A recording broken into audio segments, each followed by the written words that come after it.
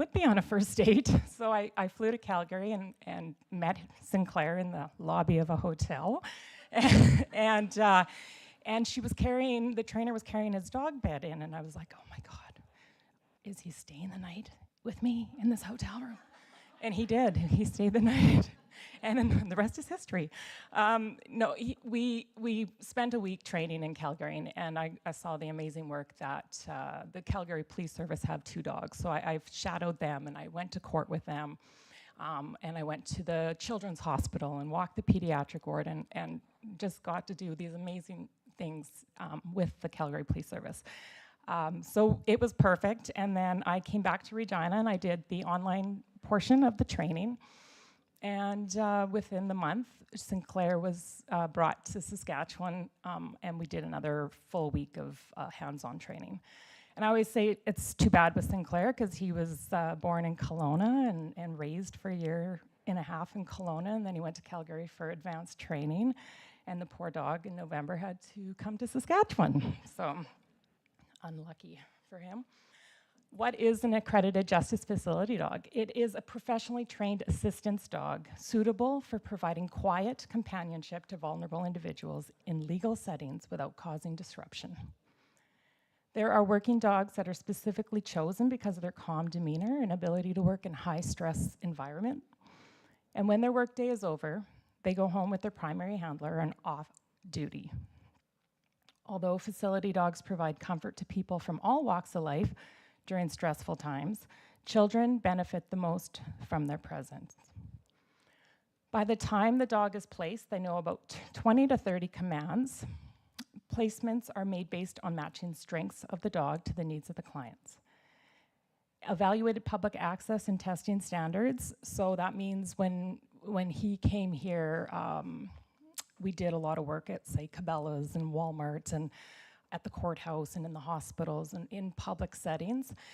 So yearly, Sinclair and I have to still hold a level, a standard of the public access training. So PADS staff will fly here once a year to retest us. They're provided to the Regina Police Service for no cost.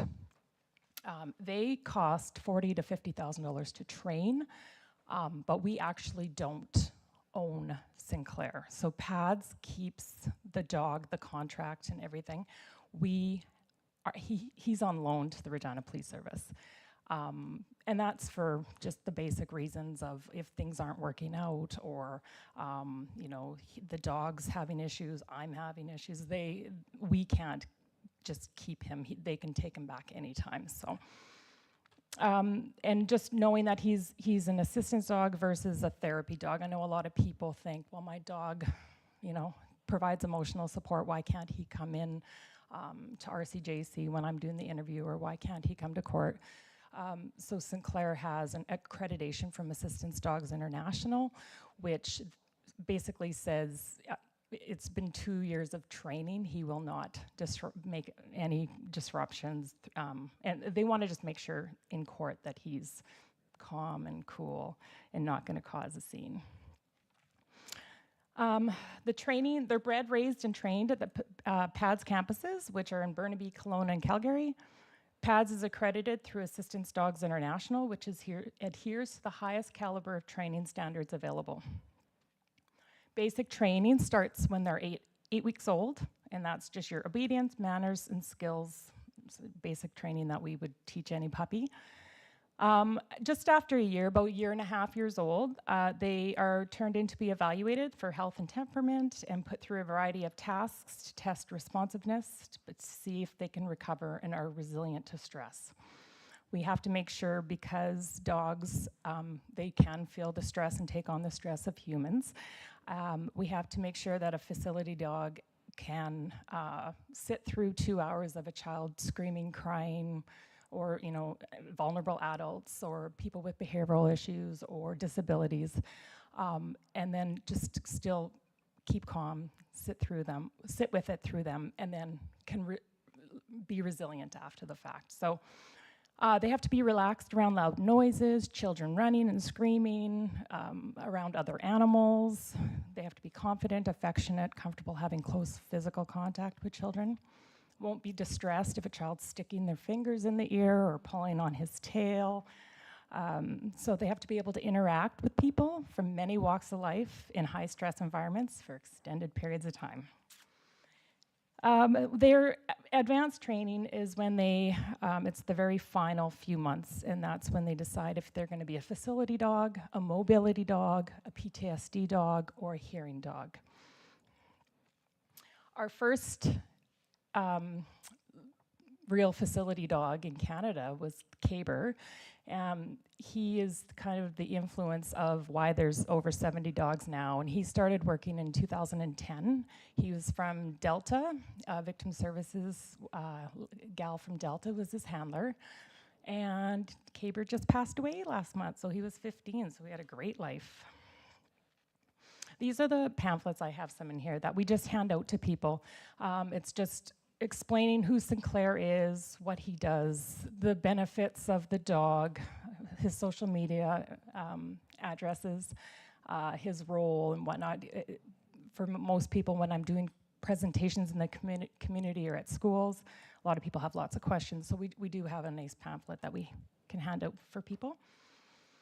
We talk about benefits, and we have to explain why is it important, or how it is that the Regina Police Service can back their decision on why we have a facility dog here. The benefits of a JFD, we can all just imagine. It reduces isolation and brings comfort to anyone that has been traumatized, whether that's children or their families. We're in the business of physical and sexual abuse on children, so it's a very stressful environment and very stressful time in people's lives. Sinclair can help with depression, low self-esteem. He'll reduce anxiety and stress of the children and the caregivers. The dogs have been shown to lower heart rate, blood pressure, and all those good things. And the reality is, if we have a calm child in our office, we have better results that can hopefully result in charges being laid and a file going to court. Oftentimes, with children in sexual and physical abuse, the only evidence we have is their statement. A lot of the times, the files are historical, or the adults have taken enough steps to cover, not leave evidence behind. So it is extremely important that their experience when they walk through the doors at the Children's Justice Center, that they are not stressed. And Sinclair's ability to keep them calm is invaluable for us. He acts as an effective icebreaker. A lot of the times we have families that are there and they're beside themselves. They don't know. It's hard to even talk about what their children are there for, or they're not sure how to approach the situation. Sinclair walks in the room and he kind of goes off and licks and plays and does tricks with all the people there, and it just kind of breaks the ice for what is a pretty stressful situation.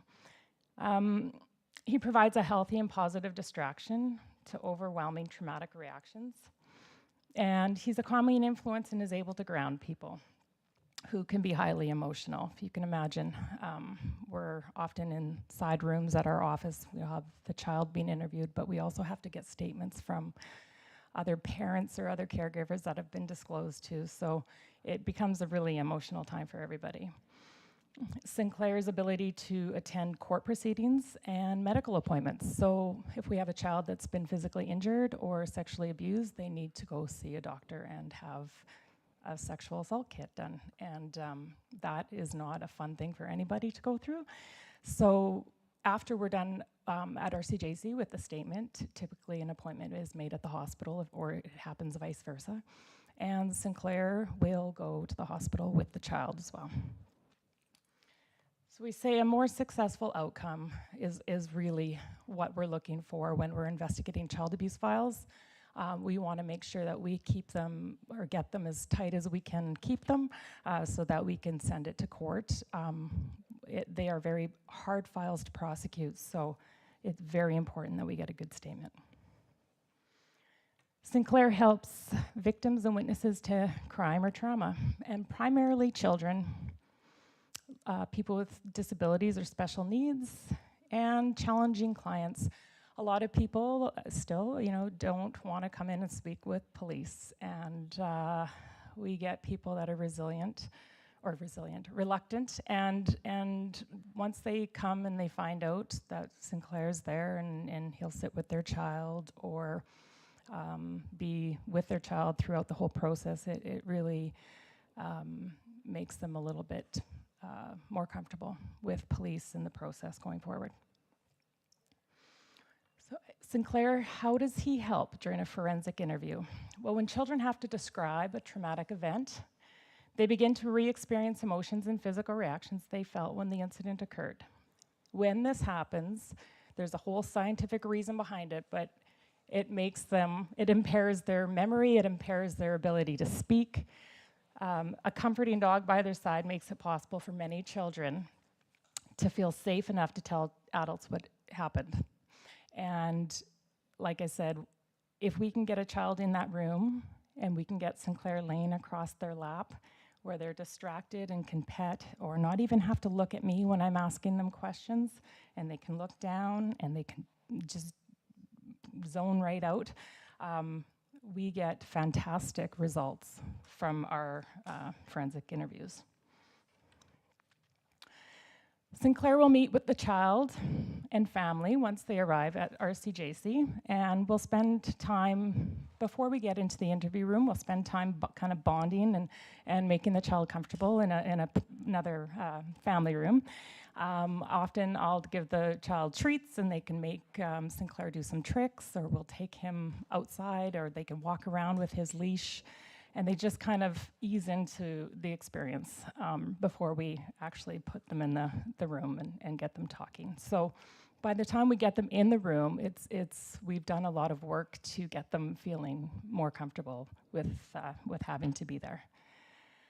The child can walk Sinclair to the interview room, I said do tricks, and Sinclair jumps up on the couch and will snuggle right in. He's like a weighted blanket, and I think they just love it. A lot of the times there's kids that you could tell that their breathing and their speaking is impaired because he's so heavy, but they're like, I don't want you to move him. So he will kind of, the kids love just him laying across their lap, but he does get hot and he does get heavy. And he snores, so it's great comic relief because there's times where conversation is not pretty and it's not, and it gets a little tense at times, and then Sinclair will just, sounds like an 80-year-old man, and he'll just start snoring, and so they'll laugh, and then it just kind of lightens the mood a bit. If the child is shy and they don't want to look at me, they could look down at Sinclair. I had a little girl that wouldn't answer me, but she would talk to Sinclair, so she would just turn her head and tell him and lift his ear and talk to him. So I'm like, perfect, whatever makes you comfortable. He's like a human fidget toy for them, and they'll pet, roll his ears, play with his collar, scratch him, and he just lays there and takes it all. So he's just important for that cathartic touch and the comfort. After the interview, they get some swag. They get a little Sinclair stuffy that we ordered the stuffies, but we have little matching vests made from a lady in Vancouver. And the coloring books, we have stickers and stamps, and I mentioned the medical exams. He's, just serves this huge value at the hospital. He will go in the room with the child, he'll jump up, they'll move a chair in, or there's times where if the child's small enough, he will just jump right up on that bed and curl right into them. And they're performing sexual assault examinations on these children for the most part, and so he does work miracles in that room with them. A lot of the times too, they have to give blood. The children have to give blood, so that's another time of high stress for them. So Sinclair sits with them. That little girl there was at the general not too long ago. I was called out. She was 14 years old, sexually assaulted by family or grandfather. And Sinclair walked in the room and jumped right up, and she just, she loved him, and it made the situation so much easier for her. How does Sinclair qualify as a support person? As I've mentioned before, Sinclair gets to go to court with children, and whether they are actually physically in the courtroom or in a soft room, he qualifies under 486.1 sub 1 of the Criminal Code, and that's legislation saying that every child under 18 or vulnerable person can apply to have a support person with them during testimony. And in 2015, case law was made that Sinclair, or a facility dog, as an extension of the human, can be a support person. So Sinclair is actually the support person now for most of our children that testify, and adults as well. So a lot of the domestic violence victims we have been going to court with as well. The Canadian Victim Bill of Rights basically says victims have the right to testimonial aids. And what that means is if they don't want to face their abuser in the courtroom, they can put forth an application to use a soft room or a screen. If they want to go in the courtroom but don't really want to see them, they can put up a screen. So at times we're in court, in a courtroom, or in a soft room. Soft room is just it's right beside the courtrooms, and it looks like what the forensic interviewing rooms look like, and we do it through CCTV.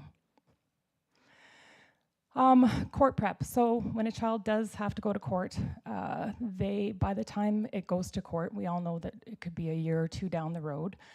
Oftentimes children forget a lot of what they were at our office to talk about, or maybe the details of what they talked about. So when they are committed to trial, they come back to RCJC, they sit in a room, and they re-watch their interview. And Sinclair serves a purpose for that, because it brings back a lot of ugly memories and a lot of trauma when they have to remember and re-watch themselves go through what they had gone through years earlier. When children disclose abuse, we have to remember that this is something that they've disclosed maybe close to 5 times by the time it goes to court. And every single time they talk about the abuse, it brings back, it triggers, it brings back emotions and not great feelings. So they come out and they disclose originally to their whoever, the disclosure person. Then they come to RCJC and they talk to someone like me. Then they'll go to the hospital and they have to talk to the nurses and doctors and tell them.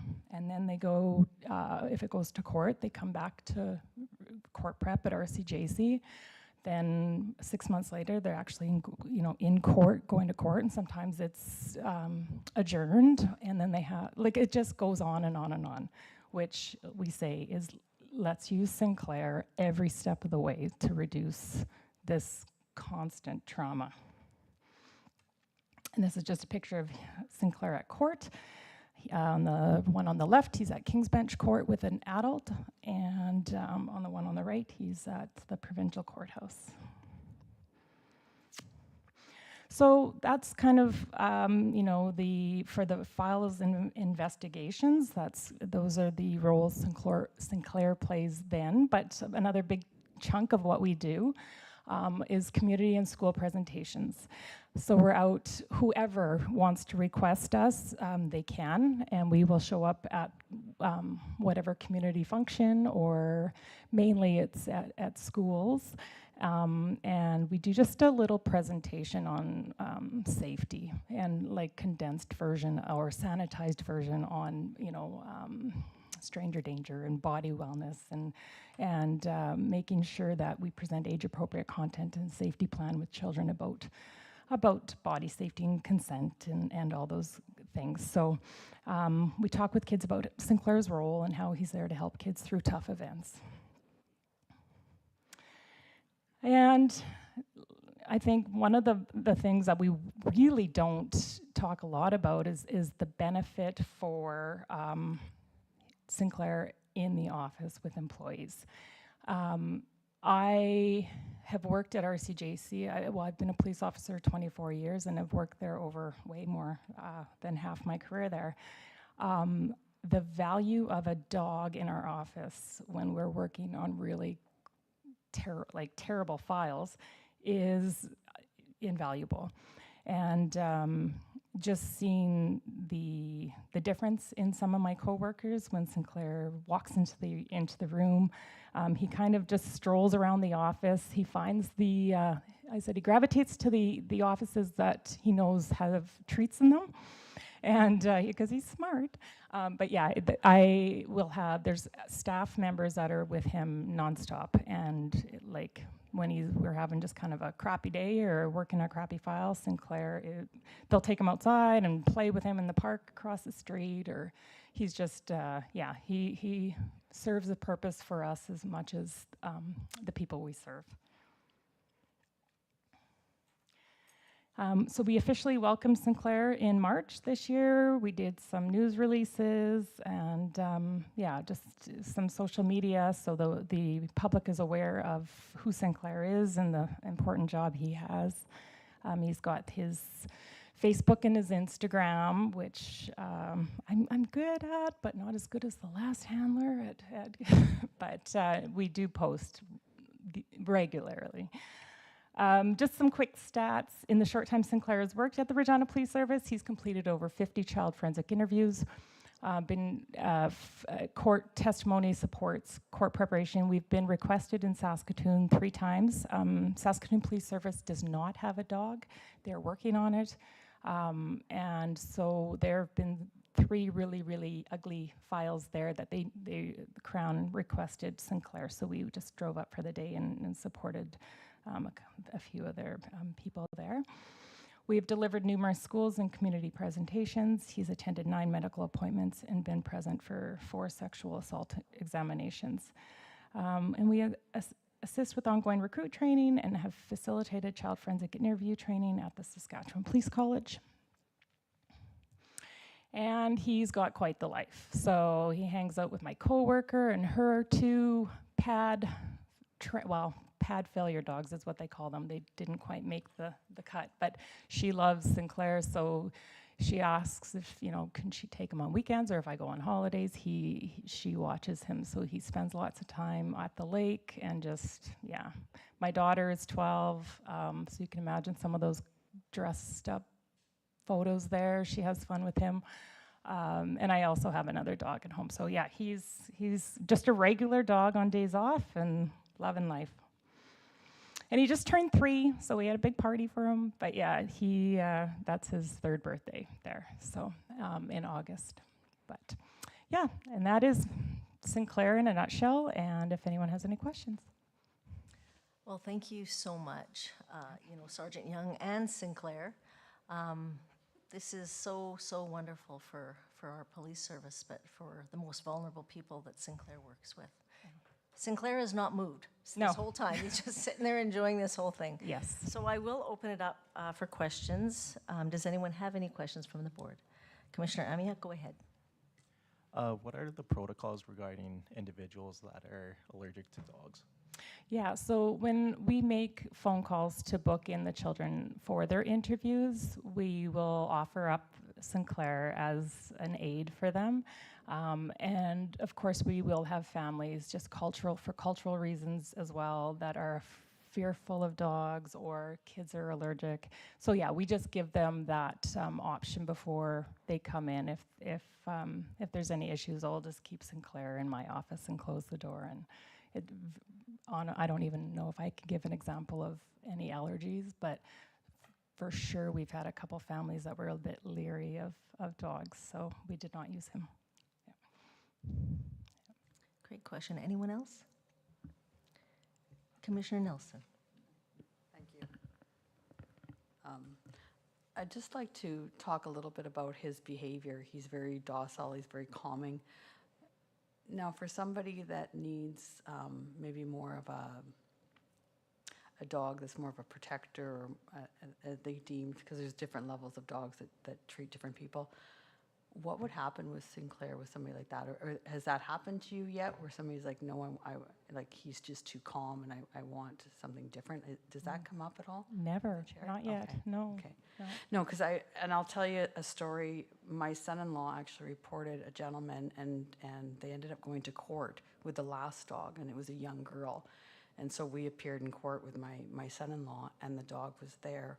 And that young girl, it was like a switch was lit. She just turned from being so scared and crying to just, it was beautiful.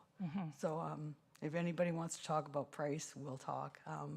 Very happy to have this. I'd really like to make sure the public knows that the dog is there, and if they wish for it to come to their school and things like that. Yeah. For maybe, you know, if that's something that we can maybe make sure that's out there for people sure. to know. Yes. But thank you very much for this. I really Yeah, appreciate you're it. welcome. Thank you. Yes. Thank you, Councillor Nelson. Anyone else? Okay, seeing no further questions. Again, truly want to say thank you. I remember when Merlot came on as well. Yes. And so it's, again, just so wonderful to keep that going in our community, for our community. So thank you for the Thank great you. work. Thank you. So can I have someone please move the motion to receive and file this report? Thank you. Commissioner Novoselsky. I will call the question. Anyone opposed? Okay, seeing none. So that ends our agenda for public. We will have, can I have a resolution for private session, please? Thank you, Commissioner Nelson. We will recess for 10 minutes. And what time is it? Sorry, I just did. So 9:34. Okay, so 9:45. We will resume if that's enough time for media. And this is a good media story, so I hope the media picks it up. Thank you very much, everyone.